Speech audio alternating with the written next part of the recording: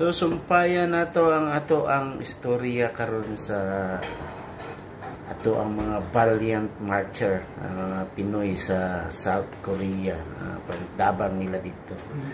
Sud na sila, paingon na sila sa kuwan, tan-aw na to ang video nga ni atake sila, giunsa nila unsa kalisod ang ilang pag-atake, giunsa nila pagsud ang kuta sa mga kontra.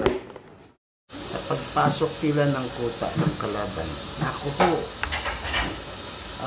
15 degrees below zero, so negative 15. Wala tayong klima na ganyan sa Pilipinas, pero dahil sa tapang ng mga Pinoy, pumasok po sila, sud sila sa kuwan, kuta sa kontra, masking tugnaw kaayo.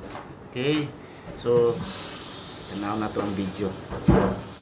Now this is the first time we noticed the cold. That was the coldest time during 100 years. It was about 15 degrees below zero.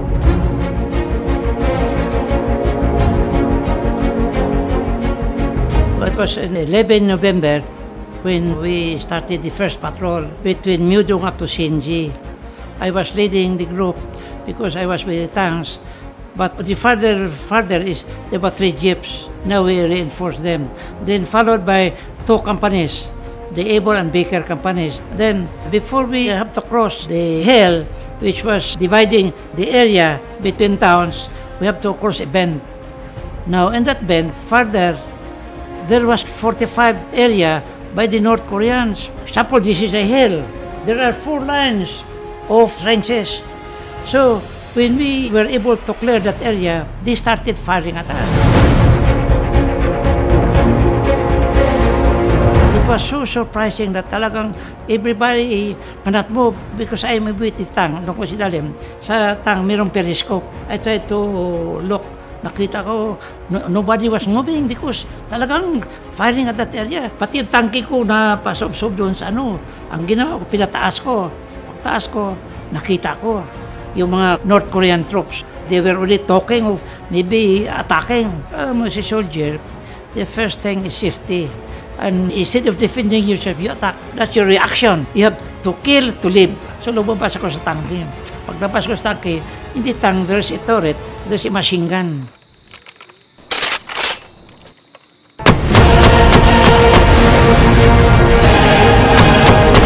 Machine gun, sa ingay lang, ma-demoralize kayo. Ang lakas eh. Tuk-tuk-tuk-tuk-tuk-tuk. Ang ginawa ko, inumpisa ko nung ganyan. Nagtakbuhan. Yung nagtubatakbo, tinitira ko. Hanggang to the point na all of them will nail down. Kaya that time, yung mga tawa namin nag-attack. So sa puntong iyan po, ang mga Pilipino po ay naging heroes po doon sa sa South Korea na laban, no? Naging hero sila dahil sa katapangan nakapasok ang mga Amerikano palapit sa mga kalaban. So iyon, habang sila ay nasa frontline talaga yung mga Pilipino.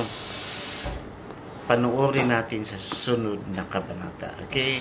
Napay-sumpay mga apo, mga anak, mga kahatuan, bantay ninyo ang channel ni Coach Ricky kay napay-sunod ani nga kuan nga video nga itong pasupot diya sa inyo. Ayaw kalimot pag-subscribe, share, and like. Comment sa kukuha. Thank you.